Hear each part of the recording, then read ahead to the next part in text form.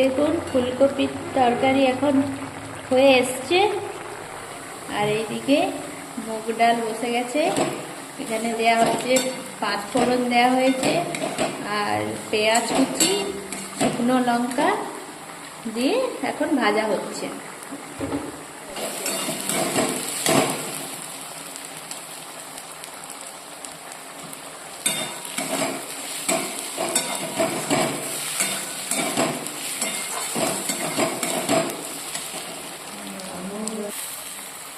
নুন দেওয়া হলো, চিনি দেওয়া হলো স্বাদ মতো, দিয়ে ভালো করে করতে নিলাম। এরপর জল দিয়ে ঢাকা দিয়ে দেবো। শাক ভাজা বসে গেছে। দেখুন দেখুন শাকটা সেদ্ধ হয়ে গেছে। এবারে ফোড়ন দেওয়া হচ্ছে শাকে। গোটা জিরা দিলাম আর শুকনো লঙ্কা দেওয়া হয়েছে, আর পেঁয়াজ, রসুন দিয়ে শাকটা এবারে ভাজা হবে।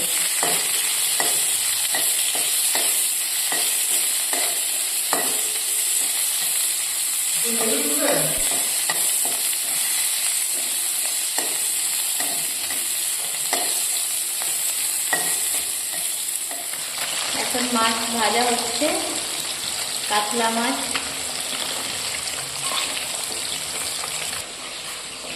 মাছ ভাজা এদিকে হচ্ছে, আর আমরা এদিকে চকলেট খাচ্ছি, আমি আর মা।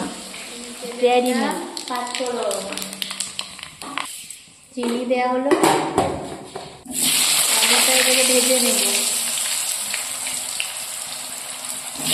কাতলা মাছের কালিয়ার জন্য আলু ভাজা হচ্ছে। পেঁয়াজ দিয়ে দিলাম আলুর সঙ্গে। আলুটা ভাজা ভাজা হয়ে গেছে।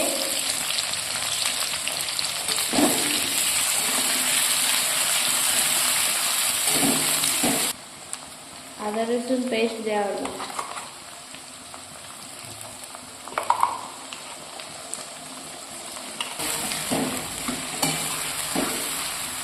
ভালো করে মিশিয়ে নিলাম আদা রসুন পেস্টটাকে। টমেটো দিলাম,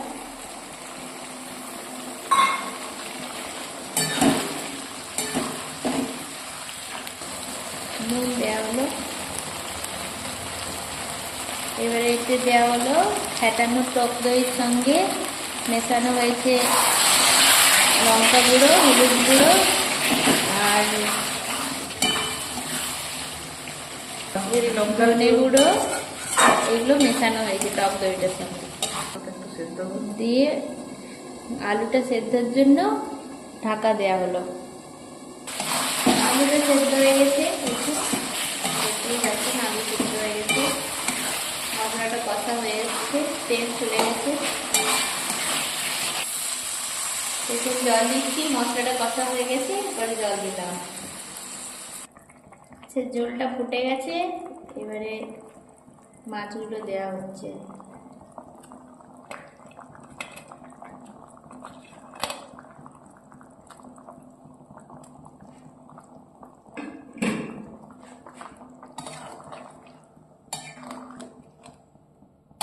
কেমন রংটা হয়েছে বলবেন সবাই।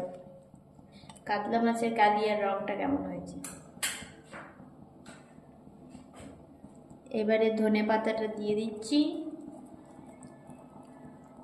ধনে পাতা দিলে মাছের টেস্টটা আরো বাড়বে, মাছের ঝোলের।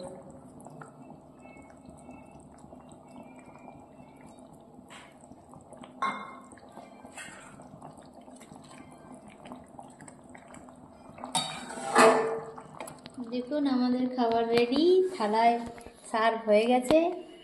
কী কী আছে বলে দিচ্ছি। ভাত তো আছে দেখতেই পাচ্ছেন। এরপরে আছে মাছ ভাজা, কাতলা মাছের কালিয়াটা, আর এখানে আছে ফুলকপি আলুর রোস্ট, এইখানে আছে সিম ভাজা, শাক ভাজা, আর মাছের মাথা দিয়ে মুগের ডাল। কেমন লাগলো আপনারা বলবেন।